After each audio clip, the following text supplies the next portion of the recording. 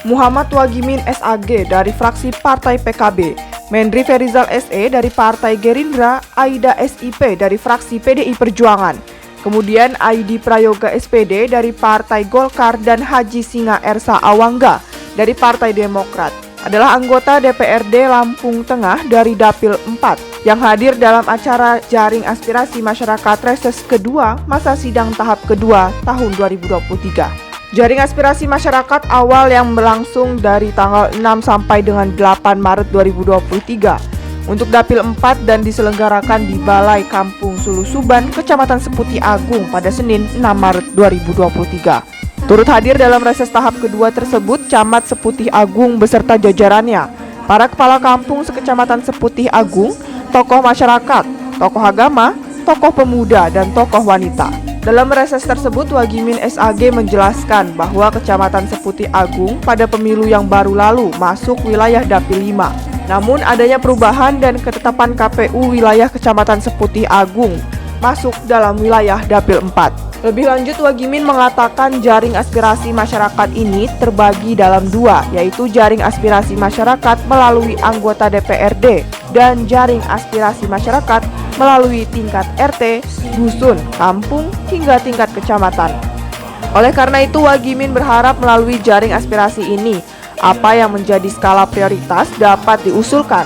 Namun Wagimin menegaskan tidak sepenuhnya jaring aspirasi itu terpenuhi seluruhnya. Yang kami hormati para bapak dan ibu kepala kampung se-Kecamatan Seputih Agung, teristimewa Bapak Kepala Kampung Sulu Suban beserta aparatur kampungnya. Yang kami hormati bapak-bapak tokoh agama, tokoh masyarakat, tokoh wanita, tokoh pemuda, ibu-ibu PKK, hadirin wal hadirat rahimakumullah. Puji dan syukur hanya kepada Allah Subhanahu wa ta'ala, Tuhan yang Maha Esa, kita panjatkan atas limpahan nikmat, taufik dan hidayahnya. Sebahagian dari nikmat Allah, Allah pertemukan kita pada hari ini. Mudah-mudahan pertemuan ini membawa barokah maslahat bagi kita sekalian. Sholawat teriring salam semoga Allah limpahkan kepada junjungan kita Nabi besar Muhammad Sallallahu Alaihi Wasallam. Bapak Camat, para kepala kampung, Bapak Ibu sekalian yang kami hormati, saya mewakili rombongan anggota DPRD Kabupaten Lampung Tengah, daerah pemilihan 4. Pertama, hadir kami di sini adalah silaturahmi dan perkenalan. Karena untuk pemilu 2024 di Kabupaten Lampung Tengah terjadi perubahan dapil, yang itu perubahannya mengena di Kecamatan Seputih Agung.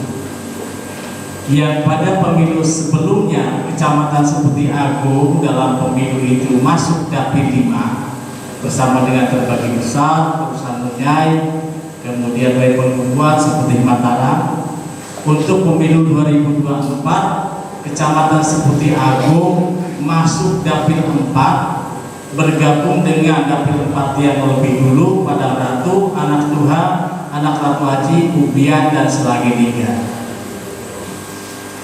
Itu yang pertama. Yang kedua, sebenarnya perkenalan kami di sini dalam rangka menyambut pemilu 2024. Usia pemerintahan atau sebelum pemilu itu masih ada kurang lebih 1 tahun. Kalau proses ini adalah jaring aspirasi yang disampaikan oleh Pak Camat, ini jaring aspirasi untuk APBD 2024.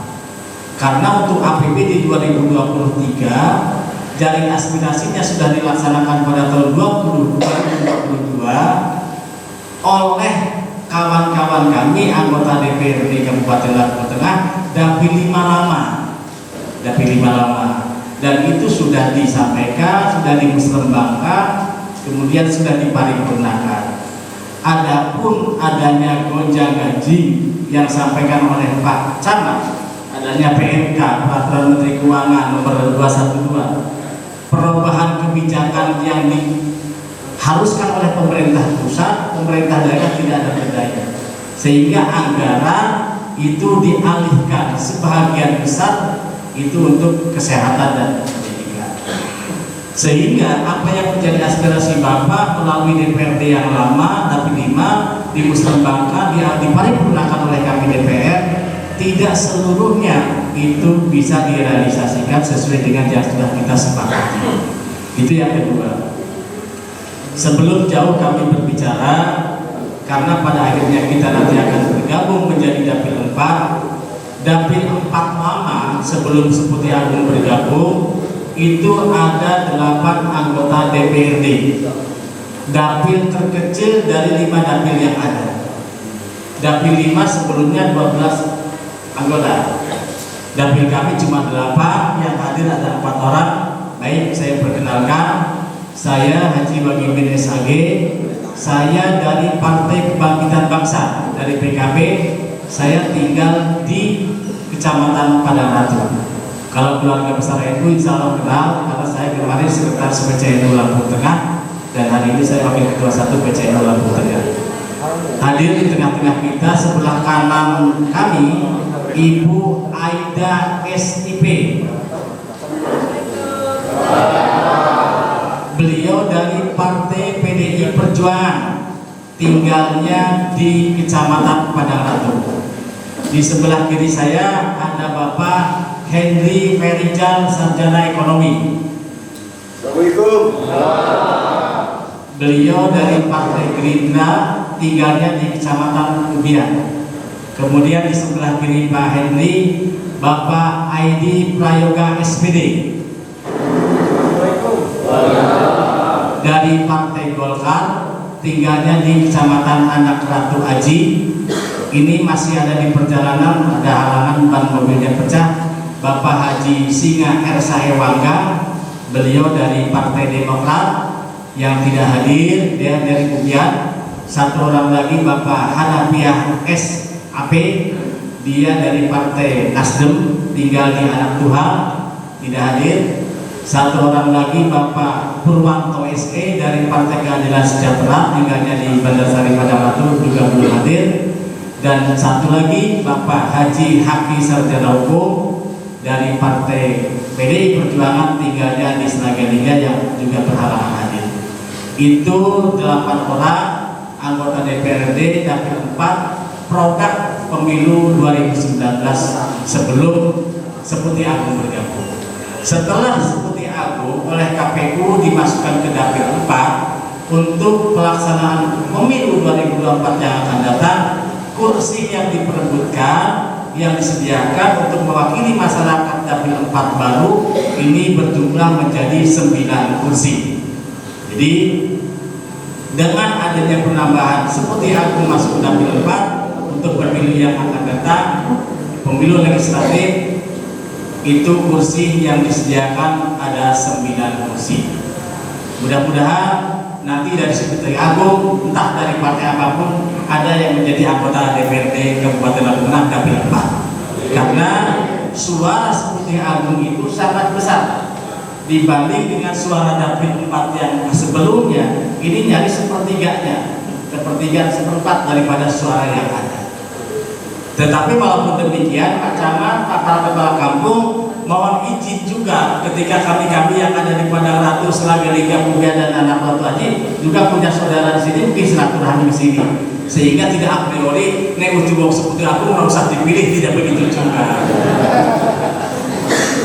Kami juga berbuka kalau nanti ada calon dari Seputi Agung, welcome di Padang Ratu, ke Anak Ratu Aji, karena ada struktur partai mereka dan pastilah ada saudara mereka. Kira-kira seperti itu. Maka hari ini silaturahmi kepada bapak-bapak, ibu-ibu, tokoh dan pamong yang ada di Kecamatan Seputi Agung. Selanjutnya Bapak Ibu sekalian yang kami hormati, tujuan reses saya kira ini sudah dilaksanakan berpuluh-puluh kali oleh kawan kami DPRD Dapil 5 yang lama. Tadi sudah sampaikan oleh Pak Kepala Kampung, oleh Pak Camat. Reses itu adalah satu kegiatan DPRD dalam rangka jaring aspirasi. Jaring aspirasi itu ada 2. Ada jaring aspirasi melalui anggota DPR, melalui kami. Ada jaring aspirasi yang dilakukan oleh Kepala Kampung dari tingkat RT, dusun, melalui musrenbang. nanti itu disatukan di dalam musrembang kabupaten. Nah, jaring aspirasi yang akan kami laksanakan dari mulai hari ini untuk jaring aspirasi pembangunan APBD 2024. Jadi oleh karena itu, ketika nanti waktunya masih ada, kami sebagai warga baru dapil 4 yang belum paham secara geografis, karakteristik serta sosiologis masyarakat seperti Agung, monggo nanti disampaikan. Akan tetapi yang namanya aspirasi ini sudah bertahun-tahun, tidak semuanya aspirasi itu bisa terkabulkan.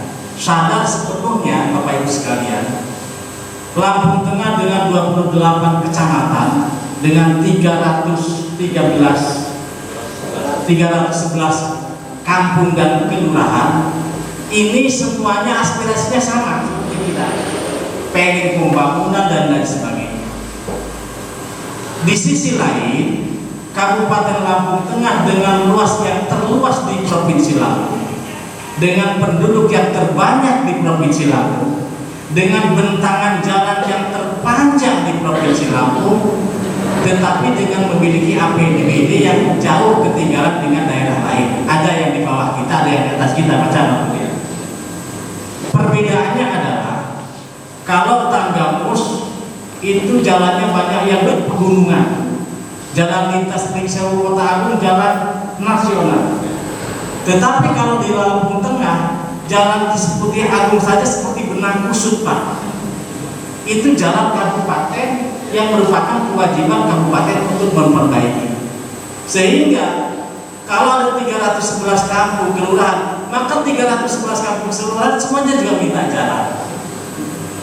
Di sisi lain APBD kita, APBD 2023 yang baru saja diparipurnakan, itu di angka 2.732 miliar. Itu sangat jauh dari kebutuhan realistis apabila ingin membangun jalan, infrastruktur dan yang lain. Sedangkan kabupaten lain, contoh Bandar Lampung dan Lampung Selatan, kenapa bisa maju? Sumber pembangunan APBD diantaranya adalah PAD, pendapatan asli daerah. Dari 2,7 triliun, PAD kita Lampung Tengah cuma 259 miliar. Jadi hanya 10%-nya untuk membangun. Karena apa? Sumber PAD itu, satu dari hotel kita terbatas. Dua dari rumah makan kita terbatas. Tiga dari pariwisata kita terbatas. Orang sering salah tafsir. Lampung Tengah kan ada humas, ada gunung madu segala macam. Perusahaan besar ada di Lampung Tengah. Tetapi pajak mereka bukan ke kabupaten, ke provinsi dan pusat. Orang melihat samsat itu setiap hari ratusan juta. Itu samsat pajaknya ke provinsi. Terus pertanyaannya, nah Lampung Tengah dapat apa? Ya Lampung Tengah seperti itu, Pak. Kalau Bandar Lampung, hotel, rumah makan, pariwisatanya sangat tinggi sehingga pendapatan asli daerahnya sangat tinggi. Nah, kemudian Bapak Ibu sekalian, modal pertama APBD, modal APBD kita adalah PAD. Modal kedua kita transfer dana dari pusat yang berbentuk DAU dan DAK. DAK itu sudah ditentukan peruntukannya dan alokasi khusus. Jadi pemerintah daerah tidak bisa, kalau memang dari pemerintah pusat untuk pendidikan, meskipun jalannya rusak, nggak bisa dibelokkan ke pendidikan. Yang bisa masih ditangani adalah dari PAD. Nah, dana alokasi umum besar, Pak. Akan tetapi amanat daripada undang-undang, dana alokasi umum itu peruntukannya pertama gaji pegawai. Kalau pegawai nggak digaji, demo Pak Libur. Kedua, 20% untuk pendidikan. Sehingga dana dari PAD kecil, dari DAU kecil, tidak bisa diutak-atik. Inilah hasil yang kita rasakan seperti ini. Saya kira sementara itu, Bapak Ibu sekalian yang kami hormati, sekali lagi kami hadir silaturahmi, perkenalan, kemudian kami ini adalah reses untuk anggaran 2024. Nanti mungkin dari kawan-kawan yang lain akan menambahkan. Untuk sementara kami akhiri, wallahul muwaffiq ila aqwamit thoriq. Wassalamualaikum warahmatullahi wabarakatuh.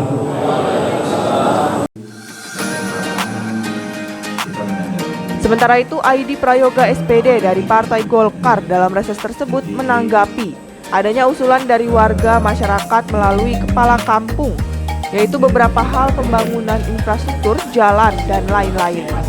ID Prayoga menjelaskan bahwa komitmen DPRD dan pemerintah Kabupaten Lampung Tengah perihal pembangunan telah dilakukan persetujuan bersama, yaitu yang tercantum dalam RT RW yang diutamakan adalah jalan poros penghubung antar kecamatan dan juga kampung. Saya coba jawab Bapak Ibu, jalan poros ini memang termasuk juga yang disampaikan dengan Pak Sekretaris Kampung.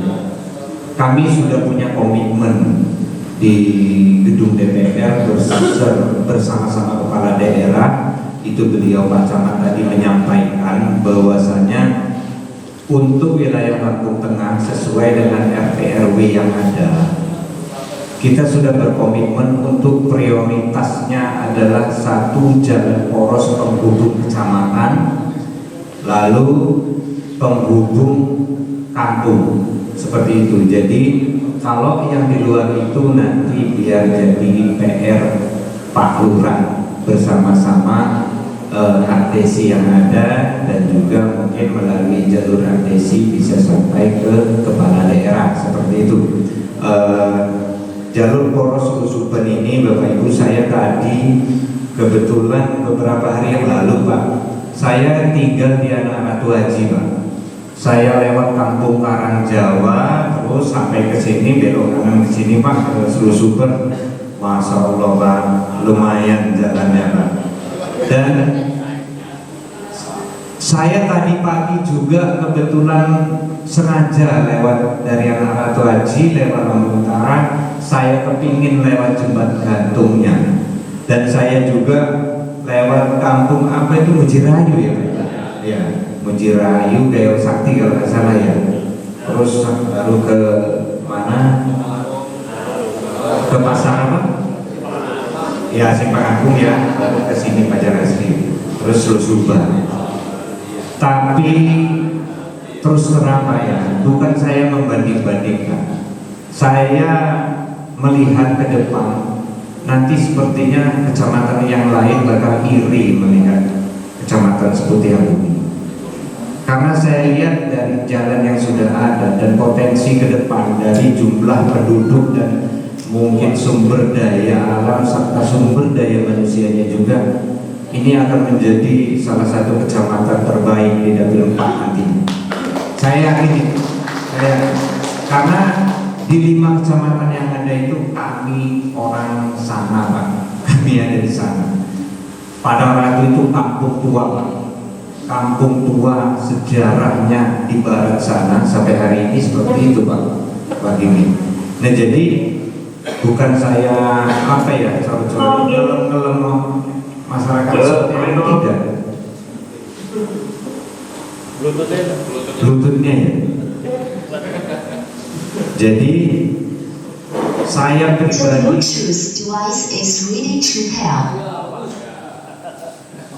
pribadi, mungkin kawan-kawan sama.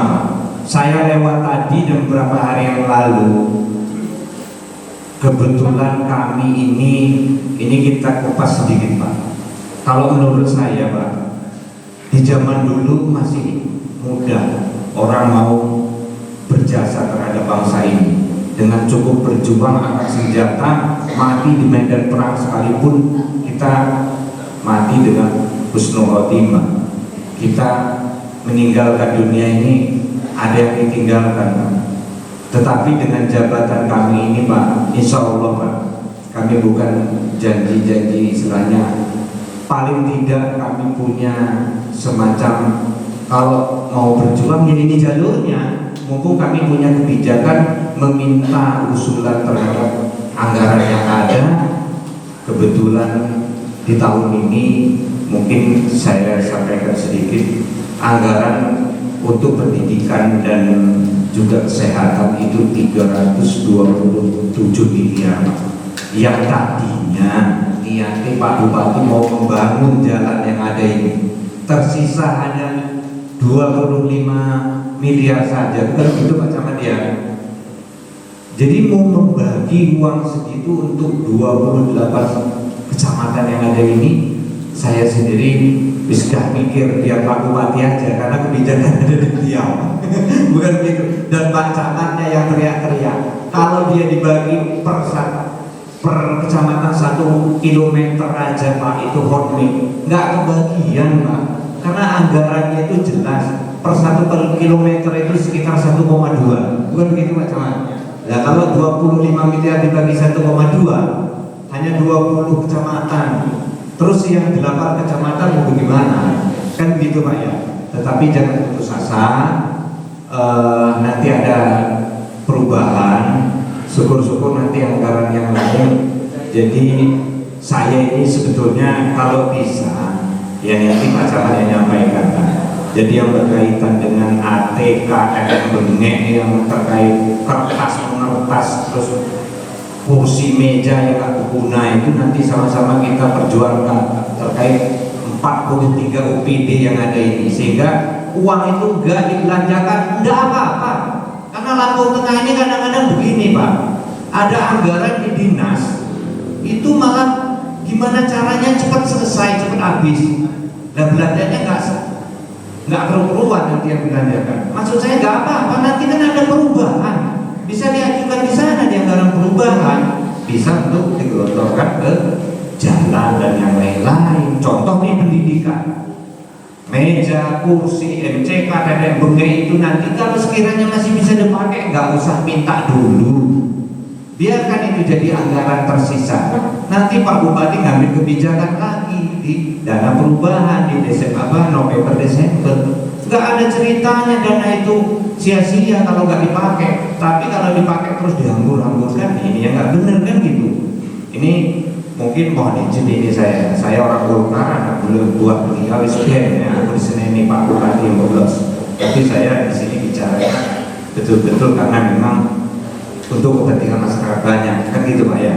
Terus Pak mohon izin ini Pak Camat, untuk Seputih Agung ini ikon kita apa kecamatan kita ini? Dia mungkin wisata kah? Apakah yang unggulan kecamatan kita?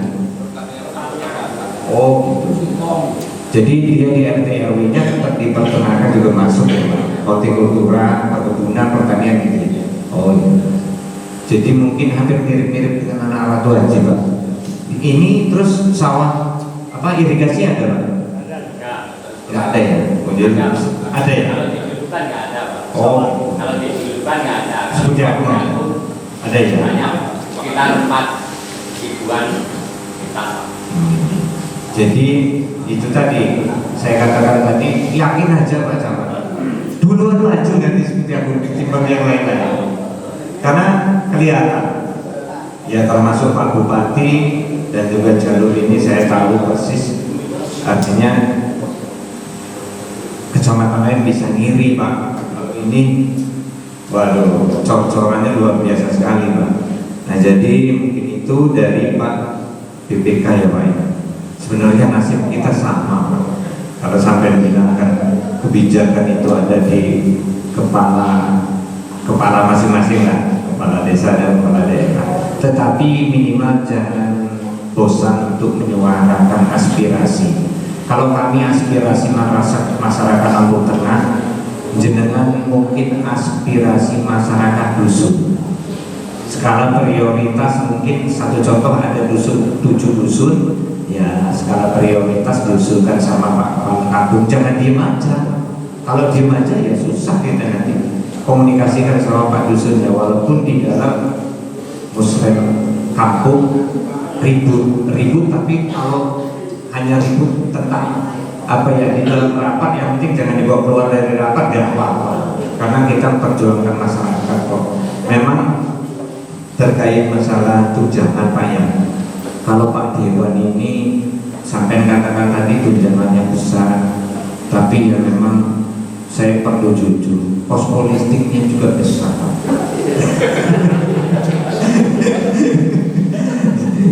Jadi sebetulnya kalau anggaran dari tunjangan dan lain-lain itu, ya saya nggak berani curhat terlalu berlebih Pak, tapi minimal kami punya kewenangan terkait masalah usulan yang Bapak sampaikan tadi.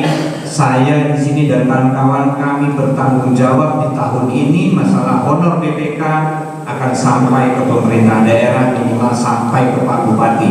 Nanti biar dirumuskan 4 OPD yang ada, ya. Jangan khawatir. Nanti Bapak juga akan dengar karena Bapak ketuanya kan. Nah, secepat mungkin, karena tidak mungkin kalau tidak kami suarakan tidak akan sampai. Tapi saya jamin insya Allah nanti kawan-kawan dan saya, kami bersama-sama akan menyampaikan aspirasinya jenengan terkait honor BPK yang ada di Lampung Tengah, karena itu serapannya dari pembelajaran daerah juga. Syukur-syukur nanti Pak Kepala Kampung bicaranya ya nambahi ya Pak Kakak. Jadi begitu. Mungkin itu yang lain Bapak Ibu, biar nanti pertanyaan Bapak Ibu kalau ada kesempatannya biar teman-teman saya juga yang menjawab. Ini sudah saya borong loh ini. Di tempat yang sama, anggota DPRD Lampung Tengah Singa Ersa Awangga dari fraksi Demokrat berharap kepada masyarakat melalui kepala kampung dan camat, mari memanfaatkan kesempatan reses ini untuk mengusulkan apa yang menjadi skala prioritas yang ditetapkan oleh pemerintah pusat, salah satunya untuk dunia pendidikan juga kesehatan, seperti perbaikan gedung sekolah, perbaikan gedung puskesmas, serta penambahan fasilitas pendidikan dan kesehatan lainnya. Dan memang untuk tahun ini sampaikan oleh Pak Edi tadi, kita kena PMK 212. Jadi anggaran yang sudah ditetapkan untuk porsi-porsinya setiap kecamatan itu total berubah lagi karena ditarik oleh pemerintah pusat untuk pembangunan di bidang kesehatan dan pendidikan. Makanya kesempatan inilah Bapak-bapak mengusulkan kalau ada TK yang memang tidak memadai atau sekolah-sekolah yang sudah mau ambruk, itu saya rasa kesempatan ini cepat-cepat Bapak-bapak kepala kampung, masyarakat menyampaikan ke Pak Camat untuk diusulkan, karena ini masih sedang di proses perubahan dari pembangunan fisik, jalan dan lain-lain dialihkan ke pembangunan kesehatan dan pendidikan. Usai pelaksanaan reses tahap kedua, Wagimin SAG dalam keterangannya kepada awak media menjelaskan bahwa berdasarkan keputusan dari Menteri Keuangan nomor 212 bahwa yang diprioritaskan adalah di bidang pendidikan dan kesehatan. Ya, terima kasih. Ini bagi kami reses pertama di Kecamatan Sepeti Agung setelah Kecamatan Sepeti Agung oleh KPU dimasukkan menjadi dapil 4. Seperti halnya reses yang lainnya bahwa reses hari ini adalah jaring aspirasi. Yang kedua, kami sifatnya perkenalan. Yang ketiga, juga mensosialisasikan karena APBD murni sudah Partai Putakan sudah disahkan melalui jaring aspirasi musrembang sebelumnya. Dalam musrembang itu kan terdapat poin-poin pembangunan yang sudah disepakati. Tetapi dengan adanya peraturan dari Menteri Keuangan nomor 212 tentang pengalihan kepada pendidikan dan kesehatan, ini sebuah keniscayaan, maka kita harus ikuti dengan aturan. Di satu sisi memang ada kekecewaan dari masyarakat, tetapi di sisi lain pemerintah menentukan itu karena prioritas kesehatan dan pendidikan adalah prioritas yang utama. Artinya ketika kesehatan diutamakan, masyarakat menginginkan masyarakat yang sehat, pembangunan tetap berjalan. Tetapi kalau pembangunan fisiknya berjalan, masyarakatnya tidak sehat juga tidak balance. Jadi oleh karena itu kami mensosialisasikan itu agar masyarakat tidak paham. Bukan berarti kami sebagai wakil rakyat tidak memperjuangkan itu. Saya kira itu. Dari Lampung Tengah, jurnalis LDS TV Hana Hairunisa mengabarkan.